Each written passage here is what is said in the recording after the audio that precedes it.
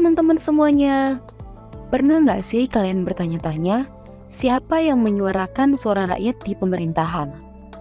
Nah, di Indonesia, kita punya lembaga perwakilan yang bertugas untuk menjalankan demokrasi. Yuk kita kenalan sama mereka. Kedudukan lembaga perwakilan. Lembaga perwakilan adalah wakil rakyat dalam sistem pemerintahan. Mereka bekerja berdasarkan Undang-Undang 1945 dan menggunakan sistem bicameral. Artinya ada 2 kamar atau 2 lembaga utama nih teman-teman.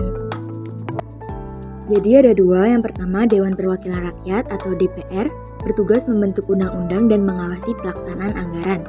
Yang kedua ada Dewan Perwakilan Daerah atau DPD. Sedangkan kalau DPD bertugas untuk mewakili kepentingan daerah dalam pembuatan undang-undang. Keduanya tergabung dalam Majelis Permusyawaratan Rakyat (MPR) yang menjadi forum permusyawaratan rakyat. Tapi ingat, setelah amandemen Undang-Undang Dasar 1945, MPR bukan lagi lembaga tertinggi negara. Selanjutnya ada hak dan kewajiban dari DPR dan MPR itu sendiri. Hak mereka yaitu yang pertama legislasi, yaitu membentuk undang-undang. Yang kedua itu anggaran, yaitu menyetujui atau menolak APBN. Yang ketiga itu ada pengawasan, yaitu memantau kebijakan pemerintah.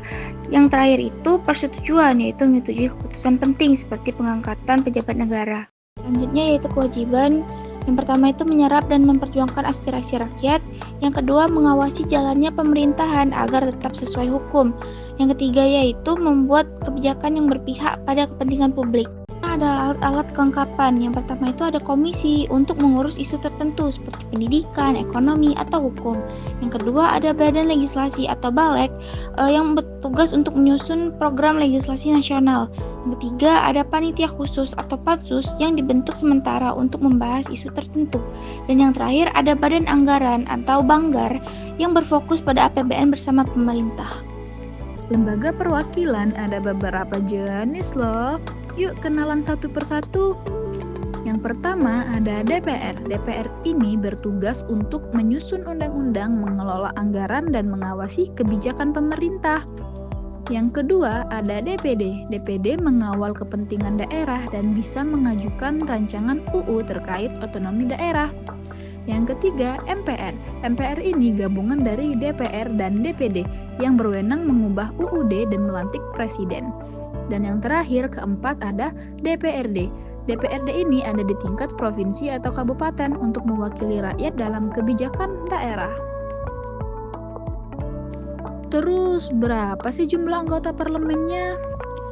Kalau jumlah anggota parlemennya, DPR ada 575 kursi, itu ditentukan dari hasil pemilu.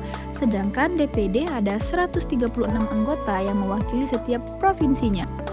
Nah, sedangkan komposisi parlemen supaya lebih efektif ada aturan yang disebut dengan parliamentary threshold atau ambang batas parlemen. Artinya, hanya partai yang dapat minimal 4% suara nasional yang bisa masuk ke DPR. Hal ini juga biar yang masuk benar-benar partai dengan dukungan yang besar. Yang pertama, kita punya sistem organis dan mekanis. Apa sih yang dimaksud dengan sistem organis dan mekanis? Sistem organis itu lebih tentang hubungan antara pemilih dan wakilnya. Jadi, pemilih merasa lebih dekat dan suaranya lebih berarti. Sementara itu, sistem mekanis lebih fokus pada aturan dan prosedur yang terstruktur. Ini bikin proses pemilihan jadi lebih teratur dan adil. Yang selanjutnya, kita bahas sistem distrik. Sistem distrik. Di sini, negara dibagi jadi beberapa distrik pemilihan. Setiap distrik biasanya punya satu wakil yang dipilih oleh orang-orang di daerah itu. Misalnya nih, kalau ada 100 distrik, berarti ada 100 wakil di lembaga legislatif. Kelebihan dari sistem ini adalah kamu bisa merasa lebih dekat dengan wakilmu, tetapi kadang bisa bikin suara terbuang kalau kandidat yang kamu pilih nggak menang. Nah, yang berikutnya ada sistem mayoritas pluralitas. Sistem mayoritas pluralitas. Di sistem ini, kamu memilih kandidat yang kamu dukung dan yang dapat suara terbanyak yang bisa jadi pemenang. Nggak perlu dapat lebih dari 50% suara, cukup jadi yang terbanyak. Ini bisa bikin proses pemilihan jadi lebih gampang dan cepat loh, tetapi kadang bisa bikin pemenang nggak mencerminkan mayoritas suara. Lalu, di sini kita mempunyai sistem representasi proporsional.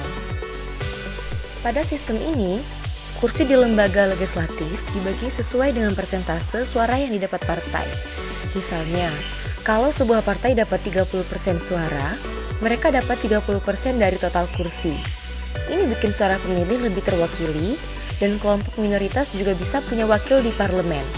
Tapi, kadang bisa bikin banyak partai kecil muncul yang bisa bikin pembentukan pemerintahan jadi rumit. Selanjutnya, ada sistem semi proporsional. Sistem ini menggabungkan elemen dari sistem proporsional dan mayoritas. Sebagian kursi dibagi secara proporsional berdasarkan suara partai, sementara sebagian lainnya dipilih lewat pemilihan distrik. Ini bikin keseimbangan antara representasi yang adil dan stabilitas pemerintahan. Misalnya, dari 100 kursi, 60 bisa dialokasikan secara proporsional dan 40 lewat distrik. Terakhir, ada sistem campuran. Di sistem ini, kamu punya 2 suara. Satu untuk kandidat di distrik dan satu untuk partai. Ini bikin kamu punya lebih banyak pilihan dan meningkatkan representasi. Misalnya, kamu bisa pilih kandidat lokal yang kamu percayai dan juga mendukung partai yang kamu suka. Sistem ini membantu mengurangi suara yang terbuang dan bikin pemerintahan lebih representatif.